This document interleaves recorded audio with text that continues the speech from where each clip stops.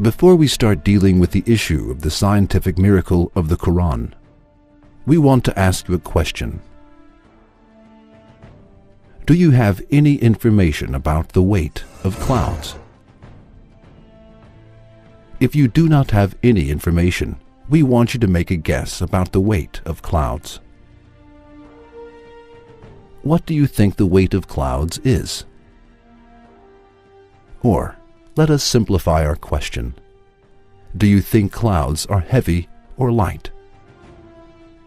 You will probably answer this question as light. However, the Quran stated 1400 years ago that clouds were not light at all, but on the contrary, they were very heavy. Now, let us have a look at the meanings of some verses regarding this issue. It is He who sendeth the winds like heralds of glad tidings going before His mercy. When they have carried the heavy laden clouds, we drive them to a land that is dead. Make rain to descend thereon, and produce every kind of harvest therewith. It is He who doth show you the lightning by way both of fear and of hope. It is He who doth raise up the clouds, heavy with fertilizing rain. As you see, the Quran stated 1400 years ago that clouds were not light at all, and described them as heavy clouds. What do scientists say regarding this issue? Are clouds really as heavy as the Quran states? According to the research made in recent years, quite astonishing figures about the weight of clouds have been found.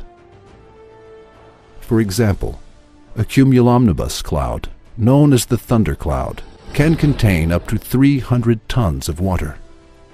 Yes, you did not misread it.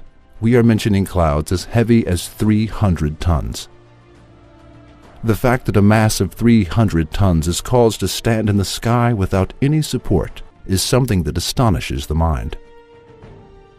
It is more interesting that this information is mentioned in the Quran. The weight of the precipitation that covers an area of 50 kilometers square at a height of 1 centimeter is about half a ton.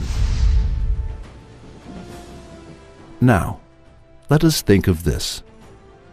At the time when the Quran was revealed, it was impossible for people to have this information about the weight of clouds.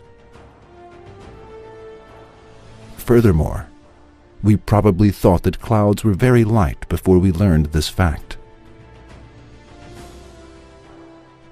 However, clouds weigh hundreds of thousands of tons, and this fact is included in the Quran. How can it be doubted that the Quran is the word of Allah after hearing this information? If it is doubted, how can the information given by the Quran be explained? It cannot be explained in any way.